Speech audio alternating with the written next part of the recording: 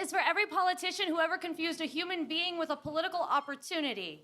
This is for Bobby Franklin, the little-known Georgia state legislator who declared that if a woman is raped, she's to be labeled accuser until proven victim. For Bobby Franklin, who named women the accusers of men as the Bible names Satan the accuser of Christians. This is for Robert Franklin, who has the audacity to demand ballots from the very devils that he condemns. Hell, this is still for Rick Perry, the far too broadly known former Texas governor who treated this state and our land like his very own bank account. For Rick Perry, who used political posturing and social ineptitude as top cover for personal greed. For James Richard Perry, who failed Aggie classes and played the fool so well that we called him a douchebag instead of a sociopath, that we labeled him pig instead of crook, that the media wastes more time lampooning his public persona than criticizing his self-aggrandizing, backdoor-dealing, pork-barrel-addicted politics, than criticizing his love affair with putting his profit before his people. Fuck, this is for Greg Abbott. I do not desire to know the laundry list of reasons you will give me to add you to this poem. This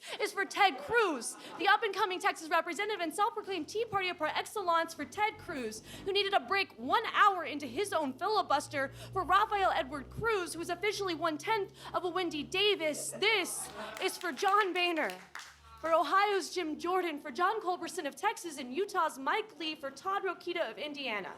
We had the audacity to claim that health care is the most insidious law known to man, presumably because he's never heard of slavery, of domestic drone strikes and extraordinary rendition, presumably because he's never known a life without doctor's visits or affordable medicine. This is for the ever-growing list of bleeding heart patriots who love their country but don't give a damn about the people in it. These men who tout jobs and economic growth while unleashing a multi-million-dollar shutdown. These men who collect paycheck after paycheck while prying them from the mouths of willing workers. These men who treat our bodies like arable land, human beings like useful or obstinate matter, a woman's uterus like a bargaining chip, individual lives like newspaper bylines. These men who reside so far from the people they represent that they can't see them as anything other than distant numbers and dollar signs.